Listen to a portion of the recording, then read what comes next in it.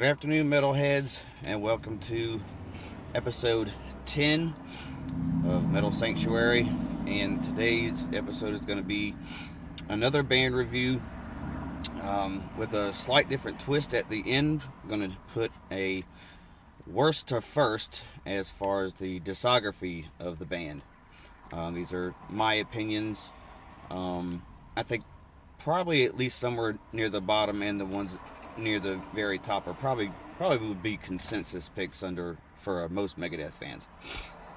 So, since I just gave the title away, this band review is on the band Megadeth. For those of you who may have just recently gotten into Megadeth, they are a thrash metal band from Los Angeles, California. They were formed by the founding member and former Metallica lead guitarist Dave Mustaine. He was kicked out of Metallica shortly before the recording of Kill 'Em All, and he returned to form another band with David Ellefson on bass, Garth Samuelson on drums, and Chris Poland on guitar. That lineup would stay together for the first two albums, and then on the third album, So Far So Good So What, they would bring in Jeff Young on guitar and Chuck Beeler on drums. For Rust in Peace, Countdown to Extinction, Euthanasia, and Cryptic Writings, they kept the lineup of Marty Friedman on guitar and Nick Menza on drums, as well as Dave and David. For the following record, which was Risk, they had Jimmy DeGrasso on drums, and the following album after that, which was The World Needs a Hero, they still had DeGrasso on drums, but replaced Marty Friedman with Al Pitrelli, formerly of Savatage.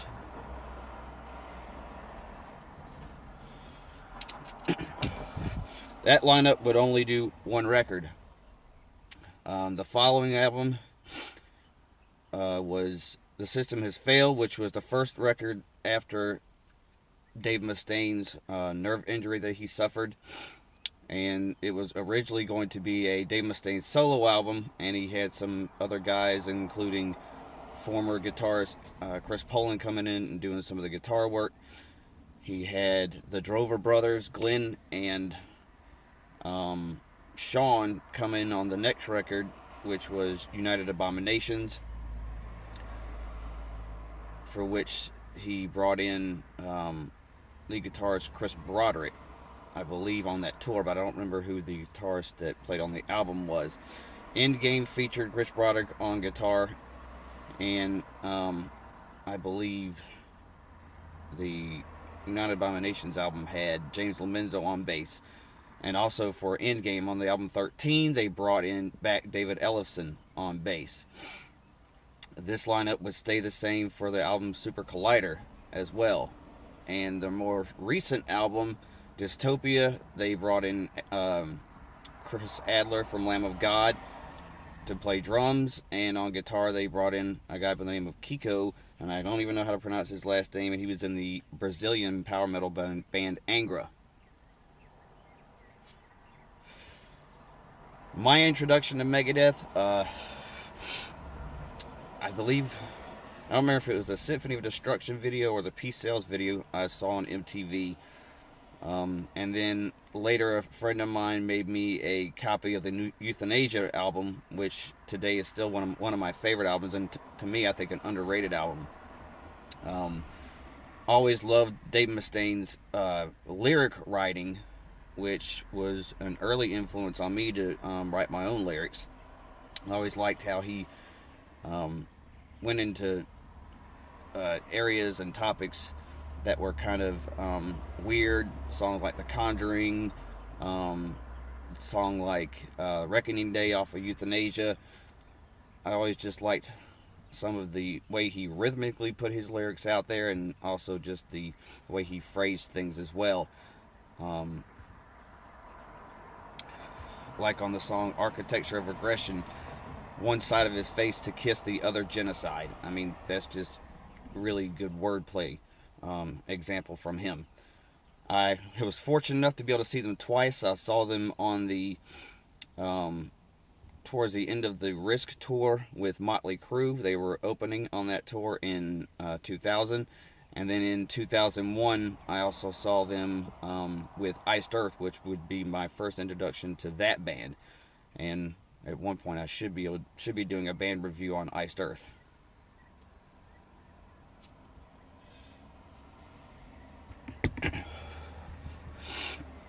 Why Megadeth is one of my favorite bands. Um, you know, they would take a couple dips while some of their other cohorts were due in the 90s as far as experimentation with style and stuff. But Dave always kept some sense of melody in the songwriting, not just vocally but instrumentally. Even though he made dip for an album or two, came right back with some kick-ass records through the 2000s. And I just think that, never one to show any kind of loss of speed or angst. Very opinionated on the political scene, but not being so over political where you think it's a political band, but tying things together for the here and now and the future. So let's get to the worst to first on albums. Worst album, 1999's Risk. It starts off kind of promising with songs Insomnia and Prince of Darkness. Then after that, it pretty much loses me. Very mellow, kind of poppy sounding songs. Crush 'Em was the first single, which, it was pretty good. A good live song and all, but really after that, really nothing to really discuss on that album as far as being a decent album. Marty Friedman kind of carries a lot of the blame for wanting to do a more pop kind of direction, and he's gone on to do several different things with different pop artists of the nature and things like that. But just from being a Megadeth fan, hoping it would be something better, the first two songs on the album kind of gave it some promise, and then it just kind of went way down for me. The next album would be Super Collider, which is the record they released right after 13. I want to say it was like 2014 when they put that record out. It sounded really rushed. There really wasn't a whole lot I cared about on that album, and for me, honestly, the cover of Stone Cold Sweat was actually probably the best song on that album.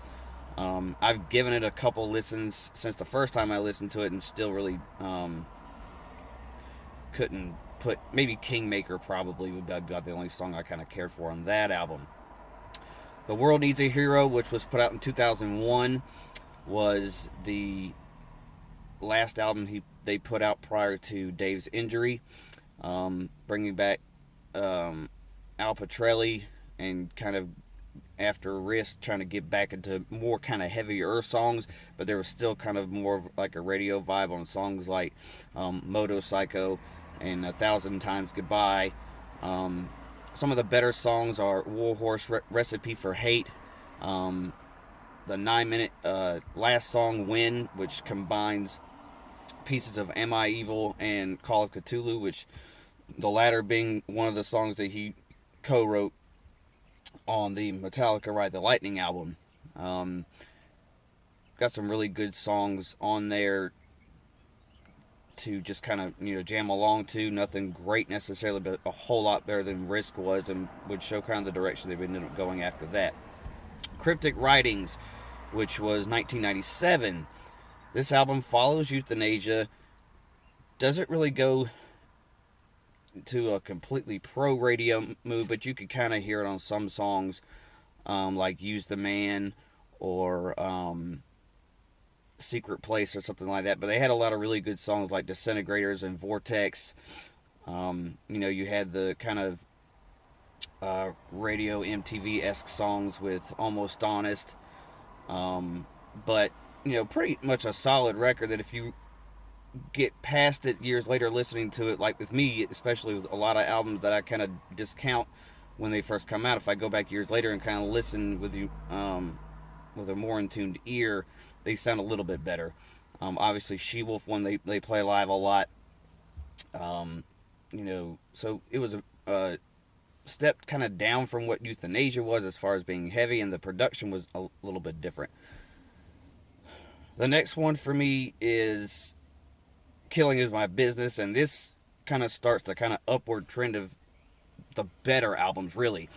For me, their debut album, which came out in 1985, uh, just for me, I the reason I have it as low as I do is because um, it's a 7-song album, 8 if you have the original copy where they covered These Boots.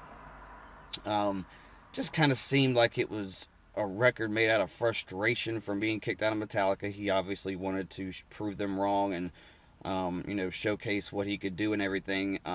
There's some good songs on it: Looking Down the Cross, Last Rites, Loved You to Death, Rattlehead, Killing Is My Business. They're good songs. I just feel like he could have stepped it up a notch. And the song Mechanics, which was originally a song that he wrote while in Metallica, they changed the name of to Four Horsemen, made it longer. It's in different pieces.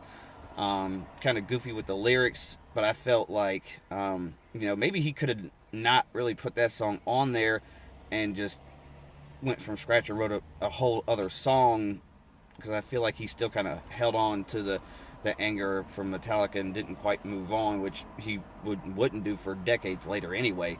But I just felt like he kind of showed that he wasn't.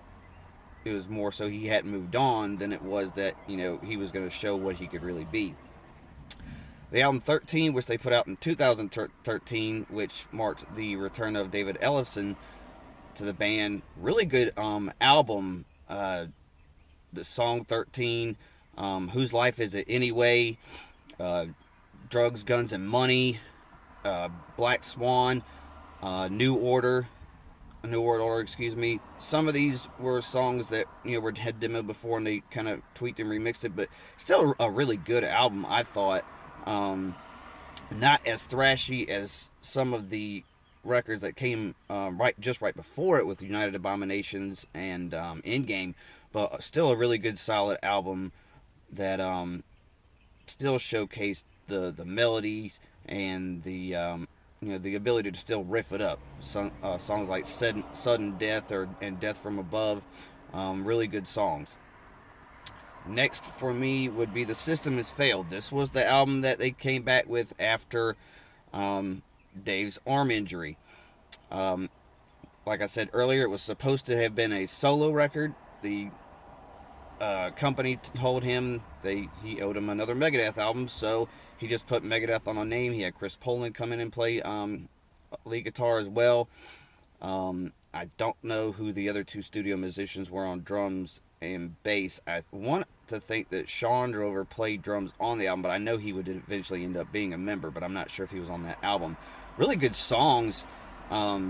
Kick the Chair, Blackmail the Universe, good songs. Back in the Day, which talks about the early thrash scene. Maybe an ode to kind of backlash against Metallica with the song Something You're Not, or Something I'm Not.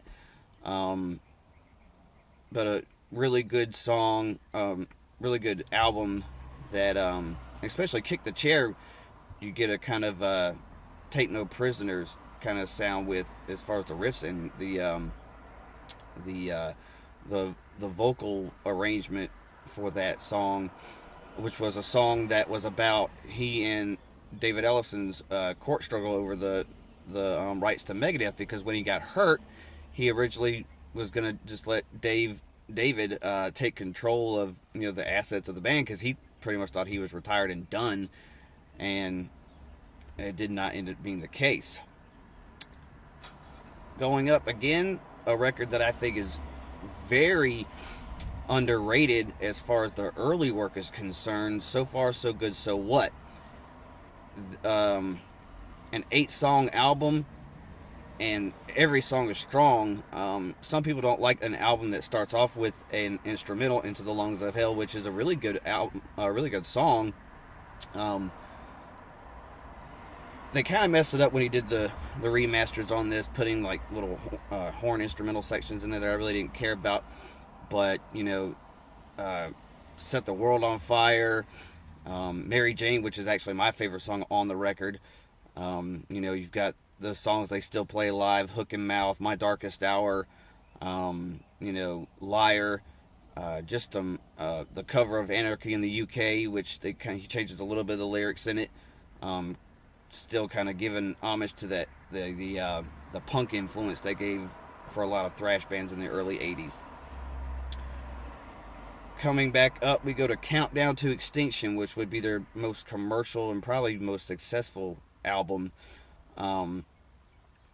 You've got the classic songs Sweating Bullets and Symphony of Destruction. But for me, Ashes in Your Mouth is probably one of the best songs on there. Captive Honor, Architecture of Aggression, High Speed Dirt. I mean, just a very good, solid album. And it opened a lot of doors for the band. It got them more video and radio play and such things like that.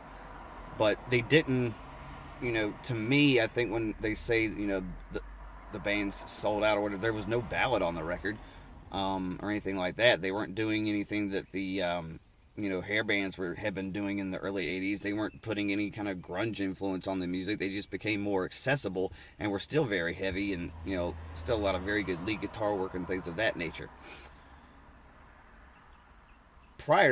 After that album was Euthanasia, which I hold more regard for. I don't know if it's just because that was the first full album I had of theirs that I got to listen to all the way through, or really what it is with that distinction of that album. But that album just really has always stuck with me. Songs like Addicted to Chaos and Black Curtains sometimes just kind of, the world we live in and the life I've had, have lived to this point, just very tumultuous circumstances and things I think really speak to me on a personal level. Plus the song Reckoning Day is such a killer opening song. The album cover, great as always. So that's where I am with that one. Now the top four. For me, number 4 has got to be the new record Dystopia. I mean, the leads and the riffs are awesome in this record. The melodies are killer. Still some political stuff going on in the lyrics. The overall sound is much better than what was with Super Collider. I don't think this album sounded rushed in any type of way. Kiko does an awesome guitar job. I had no reservations about how good this album was going to be, simply for the fact that they added Chris Adler on drums. I didn't see this being any kind of soft album or continuation from what Super Collider did. I felt this was going to amp things up, and I was right. I mean, you can't put Chris Adler on slow music. I mean, coming from Lamb of God, and he's done stuff with Testament and everything. I knew this record was going to be up there, and for me, it surpasses a lot of the stuff that they did early on. After that, I've got to go with Endgame, which features Chris Broderick on guitar and Lomenzo on bass. Lomenzo's played with so many different bands. He did some stuff with Black Label Society. He also did the I believe it was like White Lion or something early in the 80s too. Very solid bassist. Fit right in with what Dave likes to do, having a lot of a jazz influence with the music, but very kind of amped up. United Abominations is my number 3. That album, I mean, Sleepwalker, Washington is Next. The only thing that could have kept me from putting it a little higher was just the remake of Atul Amand. I mean, it's a decent song, and it's got Christina Scabia from Lacuna Coil on there as well. They slowed it down a little bit more than the original. It's not a bad remake, but I didn't necessarily feel it needed to be redone. Um, Probably Gears of War, one of my favorite songs on that record. They incorporate some keyboard stuff, kind of like what they did with System Has Failed, this being the second album after Dave's injury. Still brought a lot of the thrash element to it.